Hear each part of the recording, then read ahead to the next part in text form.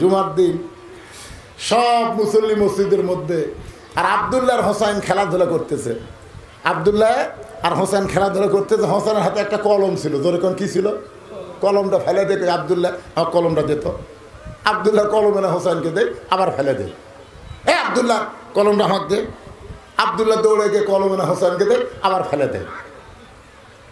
হোসেন বলতেছে আব্দুল্লাহ কলমটা দেয়, বারবার তুই কলম ফেলে দেস, আর আমি তো কলম দেবো, আমি কিন্তু চাকর নাকি? দুইজনই কিন্তু বন্ধু। হোসেন বলতেছে তুই না রে, তোর বাপও আমার চাকর রে। তুই খালি তুই না, তোর বাপ আমার চাকর। সঙ্গে সঙ্গে আব্দুল্লাহ দৌড়ে মসজিদ নববীর কিনারে গিয়া দাঁড়ায়, কান্দের বলে বাবা, হোসাইন আমাকে চাকর বলেছে, এমনকি আপনাকেও চাকর বলেছে। খুতবা শেষ করার পর ওমর ফারুক আব্দুল্লাহর হোসেনকে ডাকতে বললেন, বাজান তুমি নাকি আমার আব্দুল্লাহর চাকর কইছো, আমারও চাকর কইছো, এইটা কি তুমি কাগজে লিখে দিবার পারবা? এইটা কি তুমি লিখে দিবার পারবা? হোসেন বলতেছে যেইটা মুখে বলেছি সেইটা লিখে দেওয়া তোমার কোনো আপত্তি নাই। ওটা লিখে দেওয়ার পরে হোসাইনের ওই লেখাটা নিয়ে ওমর ফারুক সুমুদে বললেন, আব্দুল্লাহ আর কোনো টেনশন নাই, জান্নাতি যুবকদের সর্দার হবে দুইজন, সাইদুস শাবাব। আল্লাহ রাসূল বলেছেন সাইদুস শাবাব আহলুল জান্নাহ। হাসান হোসাইন রাদিয়াল্লাহু তাআলা আনহুমা জান্নাতি যুবকদের সর্দার হবে দুইজন, হাসান আর হোসাইন। হোসেন যখন তোকে আর আমাকে গোলাম বানাইছে, আর কোনো টেনশন নাই, বিনা বিচারে হাসানের গোলাম হওয়ার কারণে আল্লাহ আমাদেরকে জান্নাত দিয়ে দিবে। আর এক জুম্মার খুতবা দেয়, হাফিজি মাদ্রাসায় চাকরি করে, বেতন সর্বসাকুল্যে 12,000। আলেমের বেতন 12,000, জালেমের বেতন 50,000। এখন আপনি মেয়েকে কার সাথে বিয়ে দিবেন? আর কথা কয় না, আর কথা কয় না, আসল জায়গাতে হাত পড়িছে। এগুলা দেখার টাইম আছে? 12,000 টাকা দিয়ে বর্তমান যে বাজার দর, ওই কি খেলাবি? 50,000-এর সাথে বিয়ে দিলে আমার মেয়ের আর কোনো কষ্টই থাকবে না। আপনি জানেন আলেমের গুণ বোঝেন? সকালবেলা বউ বলতেছে সারা রাত আমার শরীর ভারী হয়ে গেছে, উঠতে পারতেছে না। স্বামী বলতেছে 1 গ্লাস পানি নিয়ে আসো। বউ 1 গ্লাস পানি আনছে, সূরা ফাতিহা 3 বার পরে ফুঁক দিয়ে বলছে খা। ওই 3 বারে 1 গ্লাস পানি খাচ্ছে, বলতেছে আমার শরীর পাতলা হয়ে গেছে। আপনি বলেন তো আলেমের কয় টাকা লাগলো? কথা কম, কয় টাকা লাগলো? আর জালেমের বউ বলতেছে কে গো, সারা রাত দেহ এত ভারী হয়েছে গো, সকালে উঠতে পারতেছে না, সাথে সাথে স্বামী মোবাইল করতেছে, ডাক্তার সাহেব আমার ম্যাডামের এরকম অবস্থা, তাড়াতাড়ি তাড়াতাড়ি নিয়ে আসে। নিয়ে গেছে ডাক্তার, মনে মনে করে তোর বউ একটু ভারী করছে, আর তোর এত টেনশন, রক্ত পরীক্ষা কর, পেশাব পরীক্ষা কর, সব পরীক্ষা করে 4200, তোর কর কয়শো, ডাক্তারের ভিতরে 800, ওর এক ফু দিয়ে যা হলো এর 5,000 টাকা খরচ হলো। আলেম কিনে সিলভার মাছ কিনে বউ বলে বিসমিল্লাহ করে ধর। বউ বিসমিল্লাহ করে ধরছে, বিসমিল্লাহ করে মাছ কুটবি, বিসমিল্লাহ করে পরিষ্কার করবি, বিসমিল্লাহ করে তরকারি তেলানি দিবি, বিসমিল্লাহ ছাড়া যেন কোনো কাম হয় না। স্বামী স্ত্রী খাবার বসা আবার দোয়া পড়তেছে, আল্লাহুম্মা বারিক লানা ফিমা রাযাকতানা ওয়া কিনা আযাবান নার। স্বামী স্ত্রী বিসমিল্লাহ করে দেই, মাছ রে ভাত মুখত দিছে, বউ বলতে তুমি মিথ্যা কথা বলেছো, এটা ইলিশ মাছ। স্বামী কয় না রে সিলভার, বলতে না সিলভার কোনো এত স্বাদ হয়? আল্লাহ কয় যত বিসমিল্লাহ কইছু আর সিলভার থাকে? জালেম কিনে ইলিশ আনছে, জালেম ইলিশ কিনে বউক দিয়ে বলছে কেউ কিনবার পারে না রে, আমার 50,000 থেকে আমি কিনছি, যা পাক কর। বউ পাক করে সামনে দেয়, বিসমিল্লাহ সালাম করে দেখো, এবার ইলিশ ছাদ নেয়। আলেম অল্প হলো মহারণা পরিশোধ করে, আর জালেম মহারণা বান্দে বেশি পরিশোধ করে না। ধরে কথা করে না, কথা কর। 5 লক্ষ টাকা মহারণা, নগদ নাকফুল পাবো 1,000। সারা জালেমের মহারণা দেখছেন? আর আলেম বলতেছে ভাই যা দিবার পারবো তাই।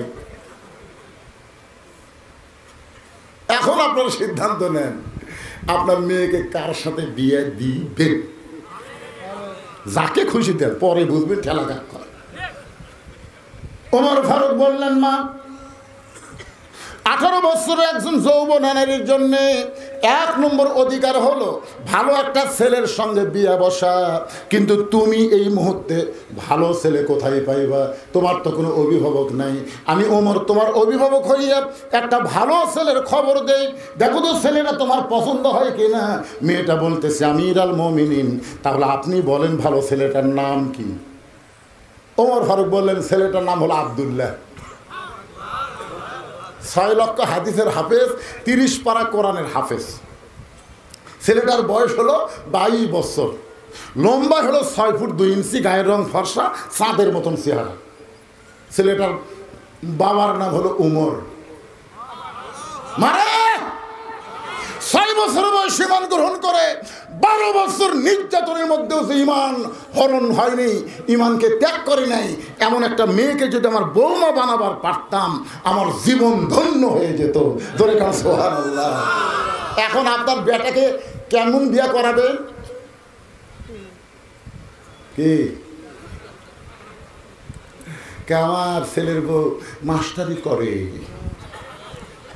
তুই বুড়ে একদিন খোঁজলে দেখতো খালি মাস্টারি করে না অন্য স্যারের সাথে ওভার ডিউটি মারে, খোঁজলে দেখ। মনে কষ্ট নিচ্ছেন? ইল্লা ব্যতিক্রম আছে, ব্যতিক্রম আছে, কিন্তু অধিকাংশই ওভার ডিউটি করতেছে। একটু মনোযোগ দিয়ে শুনবেন। ওমর ফারুক বললেন, মা তোমার মতন একজন মেয়ে যদি আমার বৌমা হতো তাহলে আমার বাড়িটা রোশনাই হতো। ছেলের বউকে আপনারা কি কন? বৌমা। জোরে কন কি মা? আরো জোরে, জোরসে বলুন। আচ্ছা আপনি বেটা আছে, বিয়ে করেছেন, বেটার বউ ভালো? আপনারা বলতেছেন বৌমা মুরব্বী কথা কয় না। আমি তখনই বুঝবার পারছি রে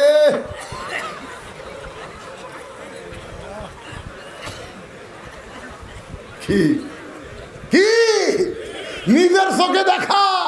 আমার শ্বশুরকে আমার বউ 7 তরকারিতে ভাত দেয়। আমার শ্বশুর সোমবারে আসবে, শনিবার থেকে আমার বউ আমার কান গরম করে। আমার বাপ কিন্তু ট্যাংরা মাছ খায়, পাতাশি খায়, আমার বাপ দেশি মুরগি খায়, আমার বাপ গরুর কলজা খায়।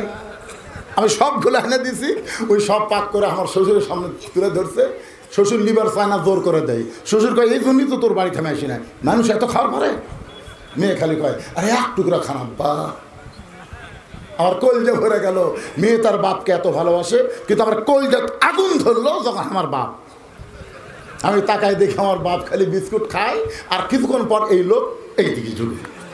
আমি বললাম বিস্কুট খায়, লোক দেখ খিলাল করে, কারণ কি? আমি কাছে গিয়ে বললাম সালাম আব্বা কেমন? তুই কি ভালো বিস্কুট চোখে দেখিস না? যতবার আমি আসি তোর বউ কি বিস্কুট দেয় রে, কাল দাঁতের সাথে লেখা যায়। আমি একটা বিস্কুট নিয়ে মুখে দিয়ে দেখি বিস্কুটটার ড্যাম। যে বিস্কুট পিঁপড়া খাই না, আসলেও ধরেনি, ওই বিস্কুট আমার বাপের ভাগ্যে 1 থালি। আল্লাহ কোরআনে বলতেছেন আল্লাযী লিয়াবলুয়াকুম আইয়ুকুম আহসানু আমালা। রে মাওলানা, এই মুহূর্তে তোমার আমলের পরীক্ষা হবে। তোমার শ্বশুর 7 তরকারি পায় আর তোমার বাবা 2টা বিস্কুট খায়, তোমার কি করার কিছুই নাই? লিয়াবলুয়াকুম আইয়ুকুম আহসানু আমালা, তোমার আমলের পরীক্ষা হবে। হুজুর কি করবে হুজুর? আমি তখন আল্লাহর কোরআনকে সামনে নিয়ে আস্তে আস্তে ঘরের মধ্যে গেলাম। ঘরের মধ্যে যায় কুকিলের মতন আমার বউ আস্তে আস্তে আমার ঘরের কাছে এসে বলতেছে বাবা বসে বিস্কুট খাচ্ছে, দেখছেন ঢাক কি বাবা। আর বাবা কয় আব্বা, আর আমারটা কয় বাবা। বাবা বসে বিস্কুট খাচ্ছে আর আপনি কুকিলের মতন, আপনার শরম নেই? আমি কোনো শরম কেমনে? বাপের সামনে তো ডাকা যায়। তুই জানিস না আমি বসন্তের কুকি? আয়। বউ মনে করছে হয়তো কিছু আমাকে গিফট দিবি। ও বাবা রে, যেই ঘরত গেছে আস্তে করে সিটকি লাগাই দিছি। বাবা কয় এই বলবে বউকে ঘরত তুলে সিটকি লাগালি কেন? আমি বললাম বাবা একটু আমল করা লাগবে বাজার। আপনি কিছু মনে করেন না বাবা, আমি একটু আমল করবো, আমল। টুটি ধরে বললাম, কে রে, তুই যদি সকালে মরিস আমি বিকালে বিয়ে করবো। তুই কি মনে করছো বুড়া হয়েছে দেখে বইয়ের অভাব পড়ছে? এখনো বাংলাদেশে হাজার হাজার মেয়ে আমার ভক্ত আছে, সকালে মরবো বিকালে বিয়ে করবো। তো সকালে তালাক দিলে রাত 10টার মধ্যে 2টা বউলে ঘর ঢোকো। কিন্তু আমার ওই বাপ যদি একবার মরে যায়, কিয়ামত পর্যন্ত কানলে আমার বাপ পাবো না রে। তুই সে বাপের সামনে ব্যস্ত বিস্কুট দেশ, তোর বাপকে আমি 7 তরকারি কিনে দেই, তুই ভাত খাওয়াস। আর বউ খপ করে আমার পাও ধরে বলতেছে, আজ থেকে তোমার বাবু দাও, আমার বাবু দাও, তোমার বাবু দাও। আমি আর কিছুই করলাম না, সিটকে খুলে দিলাম, খুলে দিকে আমার বাপ নাই। শরম লাগছে, যেটা কি হুজুর রে, বউ ঘরের মধ্যে সিটকি দেয়, হুজুর আসা। আমি বার হয়ে দেখে আব্বা নাই, না থাকুক, কাম হচ্ছে কি হয়নি। যতদিন আমার আব্বা জীবিত ছিল বারবার আমাকে বলেছে, বাজান ঘরের সিটকে তুলে দে, কি আমল করছিস রে। ওই আমল করার পর তোর বউ আমার বৌমা হয়ে গেছে রে, তোর বউ আমার বৌমা। বৌমা যদি বারবার চান, প্রত্যেকটা স্বামীকে তার বইয়ের উপরে আমার আমল করা দরকার আছে। ধরে করে কথা ঠিক কি না? বৌমা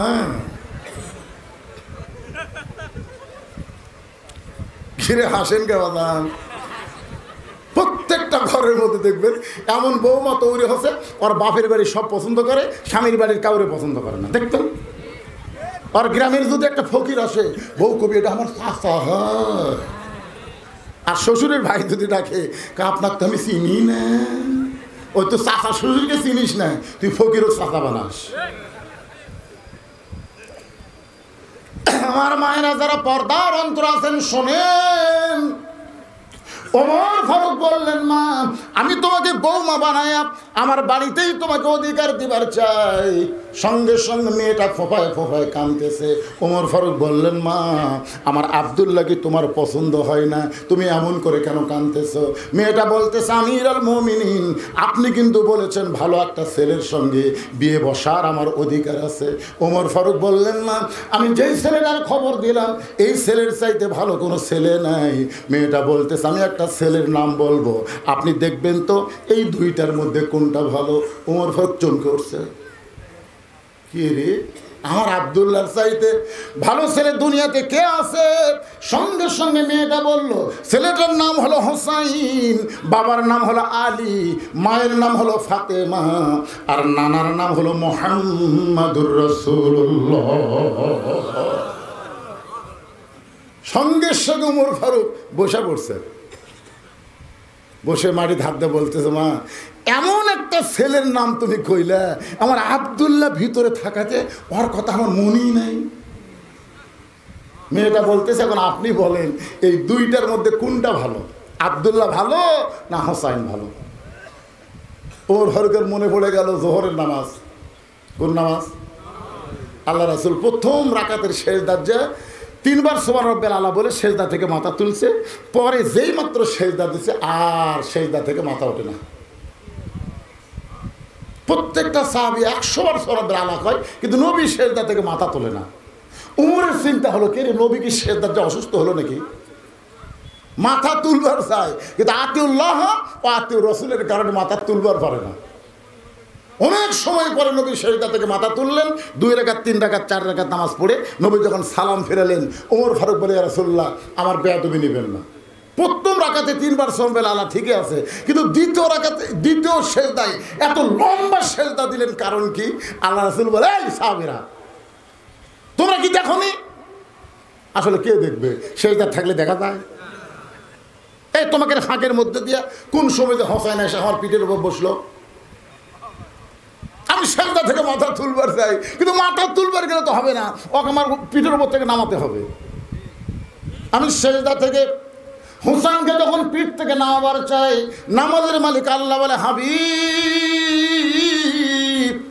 যতক্ষণ হোসেন আপনার পিঠে বসে থাকবে আপনি হোসেনকে নামাবেন না। আজকে শুনে নেন, আপনি যেমন হোসেনকে ভালোবাসেন আমি আল্লাহ তেমন ভালোবাসি। আপনার বলেন তো, আল্লাহ হোসেনকে ভালোবাসার কারণ কি?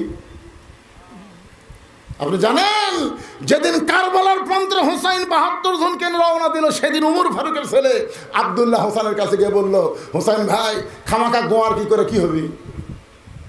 আমার বাবা দুনিয়া থেকে বিদায় নেওয়ার পরে আমার হাসান ভাইকে খলিফা দিবার পারতো, কিন্তু না দিল।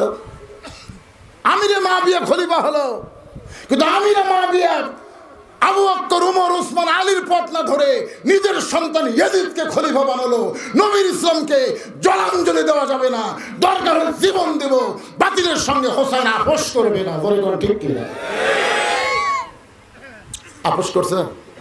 করছে, জীবন দিছে। আল্লাহ হোসেনকে ভালোবাসার কারণ আমাদের রংপুরের সারা জীবন রংপুরের লোককে আমরা মফিজ করছি। মফিজ আমার এলাকায় রংপুর কাজ করবার আসলি এ মফিজ, কিন্তু এখন থেকে কান ধরে তওবা করছি, রংপুরের লোককে আর কোনোদিন মফিজ বলবো না। কারণ রংপুরের আবু সাইদ সর্বপ্রথম বাতিলের বিরুদ্ধে জীবন দিয়েছে। মার মার, আপনার ওই ভিডিও দেখছেন, এই কথাটা দেখছেন? আপনার বলেন তো, আবু সাইদকে প্রথম যখন গুলি করলো, আবু সাইদ কি মাটিতে বসেছে? দেখছেন? গুলি করার পরে আবার সামনে এসে আবার গুলি করছে, আবার গুলি করছে। এরপর আবু সাইদ কিন্তু পিছন থেকে দৌড় দেয়নি, ওখানে বসেও নি, আবার সামনে যখন দাঁড়ায় থাকে আবার গুলি করছে। তখন এক ভাই দৌড়ে এসে চিন্তা করতেছে, এত গুলি করে তারপরে ছেলেটা মাটিতেও বসে না, চিৎকারও দেয় না, কান্নাকাটিও করে না। এক ভাই দৌড়ে এসে যখন ওর হাতটা ধরছে, তখনই কিন্তু মাটিতে ঝুলে পড়ছে। ধরে কোন কথা ঠিক? এই দৃশ্য দেখার পরে বাংলাদেশের প্রত্যেকটা যুবকের রক্তের মধ্যে আগুন ধরে গেছে, রক্তের মধ্যে আগুন ধরে গেছে যে বাতিলের গুলি ইমানদারের কোনো ক্ষতি করতে পারে না, বরং ইমানের পাওয়ার আরো বাড়ায় দেয়। ধরে কোন কথা ঠিক? আপনি কি মনে করছেন আবু সাইদ মরিছে? আমার গ্রাম সম্পর্কে আসাদ ভাই আমার মোবাইল করে বললো, হুজুর আমার একটা ছেলে হয়েছে, আমি নাম রাখতে চাই, আপনি একটা ভালো নাম কন। আমি চিন্তা করলাম এই মুহূর্তে বাংলাদেশের সবচেয়ে ভালো নাম হলো আবু সাইদ। হাসিনা বলে গেছে আবু সাইদের জীবন দেওয়ার কারণে। জোরে করে কথা কন না। তা আমি আমার ওই ভাইরে কইলাম, ভাই একটা ভালো নামের খোঁজ আমার কাছে আছে, তুমি যদি পছন্দ করো রাখতে চাও তাহলে আমি নামটা বলবো। কেন আপনি হুজুর মানুষ বলেন। আমি বললাম ছেলেটার নাম রাখো আবু সাইদ। আমার ভাই বলতেছে আলহামদুলিল্লাহ হুজুর, এ আবু সাইদের কথা মনেই নাই। এ মনে থাকবি না, হে এখন তার নাম বেটার নাম আবু সাইদ হলে সবসময় মনে থাকবে। জোরে কথা দেখতে ছেলেটার নাম রাখছে আবু সাইদ। কিছুদিন পর আমার খালা, ওর ওনার মেয়ের একটা মেয়ে হয়েছে, আমার এই খালা মোবাইল করে বললো, বাদান যত আমরা সন্তানের নাম রাখি তোমার কাছ থেকে শুনি। তো আমার মেয়েটার একটা মেয়ে হয়েছে, আমার নাতনি হয়েছে, নাতনিটার নাম কি রাখবো? তাই বললাম খালা একটা ভালো নামের খোঁজ আমার কাছে আছে। বলে কি নাম বাবা? আমি বললাম হাসিনা। হাসিনা তুমি কেমন আলেন একটা জালেমের কথা কো বাবা রে। হাসিনা নাম তোমার কথা শুনে তা খেপে গেছে ভাই। আমি তখন মনে করলাম বাংলাদেশের মানুষ যদি সজাগ থাকে 100 বছরে কোন মেয়ের নাম হাসিনা রাখবে না। এখান থেকে কি বুঝলে? আল্লাহ রাস্তায় যারা জীবন দেয় তারা মরে, আর জালেমেরা বাঁচা থাকলেও বাঁচে।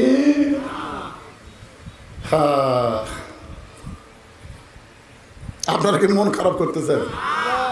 এই কমিটির লোকেরা আমাকে বলেছে, হুজুর আমরা বেশি রাত ওয়াজ করি না, 11টার উপর আমরা যাই না। কিন্তু আমি তখন চিন্তা করলাম আমি এমন একটা বক্তা ভাই, আমি ঘড়ির দিকে তাকে ওয়াজও করি না। এই মুরব্বী আছে বাবা, মুরব্বী কও এখন বিপদ রে, বসেন বাবা, বসেন বসেন, আল্লাহর হস্তে বসেন বাবা। মুরব্বী কলেও খেবে, ভাই মুরব্বী কয়। এই ছেলেরা হাজার হাজার টাকা খরচ করে এই জান্নাতের বাগান লাগাইছে। আপনারা কারা কারা এই কোরআনের মাহফিলের পক্ষে 2 হাত তুলে আমার আল্লাহকে একটু হাত দেখে পারছেন?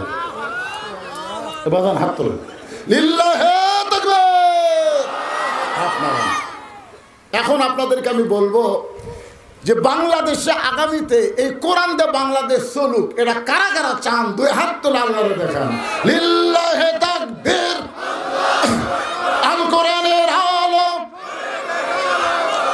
ঘরে ঘরে না, এখন ডাইরেক্ট মার হবে। এতদিন অ্যাঙ্গেলে মার হচ্ছে, আর অ্যাঙ্গেল চলবি? আল কোরআনের আলো সংসদে আমরা আগামীতে কোনো জালিমকে সংসদে পাঠাবো না, ভালো মানুষগুলোকে নির্বাচন করে আমরা সংসদে পাঠাবো। ধরে কোন ঠিক কিনা? তাহলে আল কোরআনের আলো সংসদে জালো তবে লা ইলাহা ইল্লাল্লাহ, লা ইলাহা ইল্লাল্লাহ, লা ইলাহা ইল্লাল্লাহু মুহাম্মাদুর রাসূলুল্লাহ সাল্লাল্লাহু আলাইহি ওয়াসাল্লাম। রাসূল বলেন, সাহাবীরা রে, তোমরা যখন শহীদায় ছিলা ওই সময় হুসাইন এসে আমার পিঠে চড়ে বসেছে। আমি হুসাইনকে পিঠ থেকে নামাবার চাই, কিন্তু নামাজের মালিক আল্লাহ ডাক দেব, হাবিব গো আপনি নামাবেন না, হুসাইন যতক্ষণ পিঠে থাকবে আপনাকে সেজদার মধ্যেই থাকতে হবে। হুসাইন যখন পিঠ থেকে নামা যায় আমি তখন সেজদা থেকে মাথা তুলি। ওমর ফারুক বুঝবার পারছে যে হুসাইন নবীর পিঠে চড়ে বসলে আল্লাহ না চাইলে নবী নামাবার পারে না। সেই হোসেনকে মেয়েটা পছন্দ করেছে, আমার আব্দুল্লাহর কাছে হোসেনকে রাখা যাবে না, হোসেনের কাছে আব্দুল্লাহ থাকতে পারবে না। পারবে? তাহলে আব্দুল্লাহ ভালো না হোসেন ভালো? এইটা উমরের কাছে যখন শুনবার চাইছে, ওমর ফারুক বলতেছে, মা আমার আব্দুল্লাহর চাইতে তোমার হোসাইন পছন্দ করা হোসাইন কোটি কোটি গুণ ভালো। মেয়েটা বলতেছে, হুসাইনের মতন ভালো ছেলে থাকতে আপনার আব্দুল্লাহর সঙ্গে বিয়া বসবো। যে সমস্ত মায়েদের এখনো বিয়া হয় নাই, আমি তাদের জন্য নসিহত করতেছি, মা সামনে আসছে শুভ দিন, চিন্তা ভাবনা করে নিন।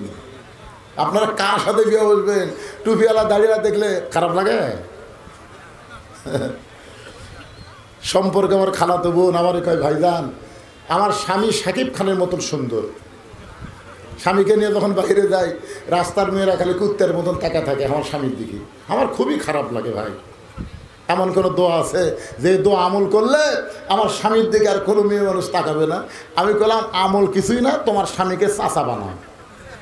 যেই কইছি চাচা বানাও, আমার খালাতো বোন বলে, হুজুর আপনার কাছে দোয়া চাইলাম, আমার স্বামীর চাচা কিভাবে এটা বলা যায়? বলবার করি তো, বানাবার করছি। তোমাকে কি চাচা বলবার করছি? ঠিক মতো মোবাইলে শব্দটা শুনবে, চাচা বানাও। কিভাবে চাচা বানাবো? বলে হাত পাও ধরে আর দাড়ি থোয়ার ব্যবস্থা করো।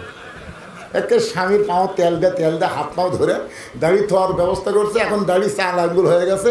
ওই এখন স্বামীর না যখন বাইরে যায়, একটা মেয়ে মানুষ আর স্বামীর দিকে তাকায় না, কেউ তাকায় বলে, চাচা আসসালামু আলাইকুম। কি ভাবতেছেন মায়েরা? কি ভাবতেছেন? নিজের স্বামীকে যদি নিজের জন্য রিজার্ভ করবার চান, তাহলে দাড়ি টুপিওয়ালারা কখন খারাপ হতে পারে না। ঠিক কিনা? প্রত্যেকটা মেয়েরাই বিয়ে করবি নায়ক, আর বিয়ের পরে আলেমের মতন স্বামীর ভালোবাসা চাবে, এটা কখনোই সম্ভব না। আপনারা বলেন তো, নায়ক যারা সবচেয়ে সুন্দর যারা, এগুলো চরিত্রের কোনো গ্যারান্টি আছে? এদের শাকিব খান। যে মেয়ে মানুষ চিকন হয় আমার কাছে যায়, ওই যে কি মন্ত্র জানে, মোটা বানায়। আর মামুনুল হক বিবাহ করেছে, বাতিল সরকার ধর্ষণের কেস দিয়ে তাকে জেলখানাত বন্দি করছে। কথা ঠিক কিনা? অনুবীক্ষণ দিয়ে তদন্ত করে দেখে, ও বাবা রে, মামুনুল হক তো ধর্ষণ করা দূরের কথা, ওই মেয়েটাকে আগেই বিবাহ করেছে। একটা আলেম কোনোদিন কোনো মেয়েকে ধর্ষণ করতে পারে? জোরে কারণ কথা কম না কেন পারে? আল্লাহ কোরআনে বলেছেন, ইন্নামা ইয়াখশাল্লাহ মিন ইবাদিহিল উলামা। দেখবেন সমস্ত ছেলেরা ভালো হওয়ার চেষ্টা করবে। ভালো ছেলের এক নম্বর গুণ হলো মহরার টাকা নগদ দেওয়া লাগবে, ডিমান্ড নেওয়া যাবে, কথা কয় না। যারা মুরব্বী তারা বলতেছে না। এক লোক সারা জীবন ঘুষের চাকরি করতে, বুঝলেন, ঘুষের চাকরি করে এসে বুড়া বয়সে আল্লাহ বলতেছে, আল্লাহ আজ থেকে তওবা করলাম, আমি আর জীবনে কোনো দিন ঘুষ খাবো না। যখন চাকরি নাই তখন তওবা করতেছে, আমি আর জীবনেও ঘুষ খাবো না। আল্লাহ দুই কান্দের দুই ফেরেশতা কয়, কে রে শয়তান, তোর চাকরি আছে? চাকরি যতদিন ছিল ততদিন তুই ঘুষ বন্ধ তওবা করিসনি, আর এখন চাকরি গেছে তওবা করতেছিস। বুড়া মানুষ বলতেছে আল্লাহ আর জীবনে আমি চুরি করবো না আল্লাহ। আল্লাহ কয় তুই চুরি করবে দিলেও তার পারবো না, তুই নিজেই লড়ে পারিস না, কেমনে চুরি করবি? আমি যুবকদেরকে বলতেছি যারা এখনো বিয়ে করেনি তাদেরকে বলতেছি, আপনাকে বলতেছি আবার বিয়ে করবেন। এখানে কি 10টা যুবক আছে এখনো পর্যন্ত বিয়ে করেনি, বিয়াতে ডিমান্ড নেবে না, এরকম কোন যুবক আছে যে হাত তুলে বলবে হুজুর আমি বিবাহ করিনি, বিবাহে মহারণা নগদ দিব, ডিমান্ড নেব না? একটা যুবক দেখে হাত তোলেন তো দেখি। এবারে হাত তুলছে খাটো করে পিছনে, খাড়া হতো দেখি, খাড়া হতো দেখি। দেখেন তোর চেহারা দেখে কি মনে হয়? এতক্ষণ পর্যন্ত যে ওয়াজ করছি মিল আছে না নাই? মিল আছে না নাই? একটা দাড়ি ফাঁসা খাড়া পারলো। এক মেয়ের বাপের বাড়ি গিয়ে দেখি একটা মোটর সাইকেল কিনেছে, তো মোটর সাইকেলের যে ট্যাঙ্কির কাছে দোপা, পিছন দিকে সিট উঠছে এরকম দোপা, বুঝলেন? তারপরে পরকার সিট এইরকম উঠছে। আমি মেয়ের বাপকে বললাম ভাই এরকম ব্যবসায়ীতে মোটর সাইকেল কিনেছেন কেন? বলে ওদের শালা জামাই এই মোটর সাইকেল আছে। তা আমি এখন মোটর সাইকেল কিনে না এমন ভাব করছি হুজুর দেখেন আমার জামাই শালা এই দোপার মধ্যে থাকবি আর আমার মেয়ে উঁচেত বসবি, ওর ঘাড়ের উপর হাত দিয়ে ওই মোটর সাইকেল চালাবে, আর মেয়ে ওর ঘাড়ের উপর হাত দিয়ে থাকবি। যে ডিমান্ড নিলে কি হয় দেখ। নিয়ত করেন যারা বিবাহ করেন নাই মহারণা অল্প হলেও নগদ দিবেন, আর কোনো ডিমান্ড নেওয়া চলবে। আলতা দিঘির মাহফিলকে আল্লাহ কবুল করুক, জোরে কোন আমিন। আস্তাগফিরুল্লাহ রাব্বি মিন কুল্লি জামমি ওয়া আতুবু ইলাইহি লা হাওলা ওয়ালা কুওয়াতা ইল্লা বিল্লাহিল আলিয়্যিল আযীম। আমাকে আগেই বলেছে হুজুর আপনি তুলে দেব আগে, 11টার আগে মাহফিল শেষ করা লাগবে। 11টা পার হয়ে গেছে, আপনাদের দিকে খেয়াল করে আমি 15-20 মিনিট ওয়াজ বেশি করলাম। আল্লাহ আমাদের সবাইকে আমল করার তৌফিক দিক, জোরে কোন আমিন। মোনাজাতের পরে আমার লেখা একটা বই আছে সুন্নাতের বাগান, কেউ যদি নেন এই বইটা কিন্তু দান, আপনারা 50 টাকা দান করবেন বইয়ের বিনিময়ে, খালি না, বইটা নেবেন 50 টাকা দান করবেন। এর 1 টাকা আমার জন্য খাওয়া সম্পূর্ণ হারাম, সমস্ত টাকা আমার এতিম অনাথ মাদ্রাসার জন্য ব্যয় করা হয়। মোনাজাতের পরে যদি কেউ পারেন, টেজের উপর সামান্য কয়টা বই আছে, আপনারা 50 টাকার বিনিময়ে বইটা নেবেন। আল্লাহুম্মা আমিন। আল্লাহুম্মা আনতাস সালাম ওয়া মিনকাস সালাম তাবারাকতা ইয়া যাল জালালি ওয়াল ইকরাম।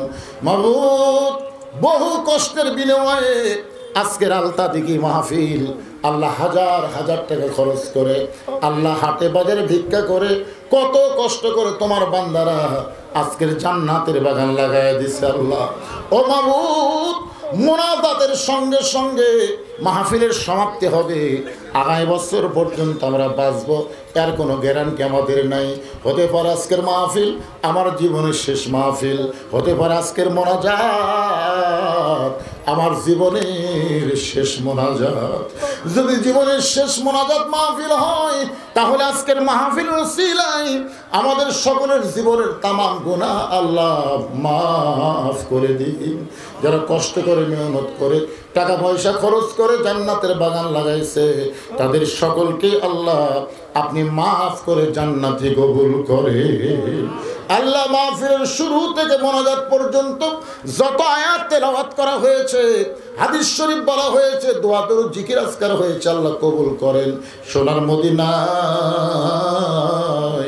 নবী পাকের রওজা মুবারকে আপনি পৌঁছায়া দেন। তামাম আম্বিয়ায়ে কেরাম, আসহাবে কেরাম, তাবিঈনে কেরাম, তামাম পৃথিবীর মাটির নিচে যত মুমিন মুমিনা আছে আল্লাহ সকলের আরওয়াহ ফরহা দিয়া কবুল করেন। আমরা যারা হাত তুলেছি আমাদের জনম দুঃখী মা যাদের কবরে গেছে, ছোট্ট একটা শব্দ হলো মা, যাদের মা নাই তারা বুঝতেছে। কতদিন বউকে বলেছিলাম ওয়াজ করে বাড়ি আসবো তুমি চেতন থেকো, কিন্তু কোনোদিন দেখলাম না আমার যাওয়ার অপেক্ষায় আমার বউটা চেতন আছে। আমার মা যখন দুনিয়াতে জীবিত ছিল মায়ের ঘরের জানলার পাশে যখন হেঁটে যাইতাম মামার জুতার শব্দে বুঝতে পারতো আমার কলিজা টুকরা ওয়াজ করে আইছে। মা যখন দরজা খুলে দিত আমি বলতাম, মা আমি আমার বইয়ের জন্য অপেক্ষা করতেছি, দরজা খুলবে, আর তোমার তো আমি ডাক দেইনি, মা তুমি কেমনে দরজা খুললে? মা কান্দের বলে, পাগল রে, সন্তান বাহিরে গেলে মায়ের চোখের ঘুম ধরে না। এই দরদের মা, এই দরদের মা যাদের কবরে গেছে, আল্লাহ মেহেরবানি করে মায়ের কবরটাকে তুমি জান্নাত কবুল করো। বাবার বাড়ি ঘর সবই আছে রে, কিন্তু আমাদেরকে এতিম করে থুয়া বাবা চিরদিনের জন্য এতিম হইয়া কবরের ঘরে ঢুকছে। আল্লাহ আল্লাহ মেহেরবানি করে জনম দরদি বাবার কবরকে জান্নাতের টুকরা বানায়া দাও। আমাদের বাপ মা এখনো যাদের জীবিত আছে, আল্লাহ এই দুইটা নিয়ামতের হায়াত তুমি বাড়ায়া দাও। আল্লাহ আমাদের দাদা দাদি নানা নানি আত্মীয় স্বজন শ্বশুর শাশুড়ি যাদের কবরে গেছে, আল্লাহ কবরবাসীদের মাফ করে দাও।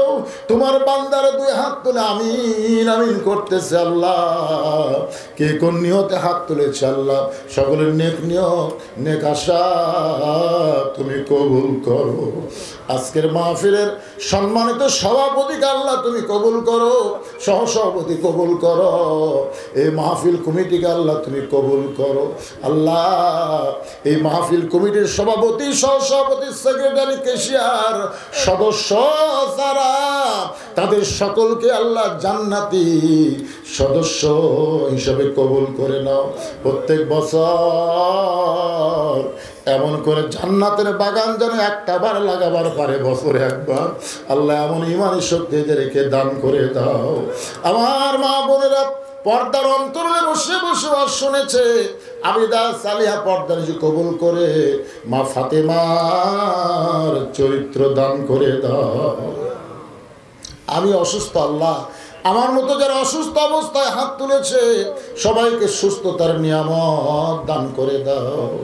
আল্লাহ আগামীতে আমরা দেখব শুধু কোরআনের ওয়াজ শুনবো না, কোরআন দিয়ে যেন বাংলাদেশ চলে, এই দৃশ্য আমাদের সবাইকে দেখার তৌফিক দিও। আল্লাহ কত মানুষের জানাজার নামাজ আমরা পড়েছি ভাইজান, এই দুই হাত দিয়ে কত কবরে আমরা মাটি দিয়েছি ভাইরে। একদিন আমরা সবাই মরে যাব। ও দাদু, ও সোনার ময়নারা, আমরা কেউ বাঁচব না, মরে যাব। একদিন মসজিদের খাটনি আমাদের বাড়ির আঙ্গিনায় চলে আসবে। ও ভাই, বড়ই পাতা গরম পানির মধ্যে চুবাইয়া আমাদের সবাইকে গোসল করাইয়া দিবে। রঙিন কাপড় খসে, সাদা কাপড়ের কাপড় আমাদের চকলেটের মতন মোড়াইয়া ফেলবে। ওরে জামাল্লাহ, আমরা কেউ থাকবো না দুনিয়ায়, মিশে মায়াই বন্দিরে থাইকা করলাম কত খেলা। পশ্চিমে তাকায়া দেখো তোমার হায়াতের ডুইবা গেছে বেলা। এক পলকের নাই ভরসা, এক পলকের নাই ভরসা, মিশে সকল আশা। কখন বুঝি দারুণ ঝড়ে ভাঙবে তোমার বাসা। আল্লাহর কাছে বলেন ভাইজান, যেদিন আমাদের মৃত্যু হবে দিনটা যেন জুমার দিন হয়, মাসটা যেন রমজান মাস হয়। ইমানের সাথে ইজ্জতের সাথে দুনিয়া থেকে বিদায় নেওয়ার কালে আমাদের জবানে তুমি জারি করে দিও মধুর বাণী, লা ইলাহা ইল্লাল্লাহু মুহাম্মাদুর রাসূলুল্লাহ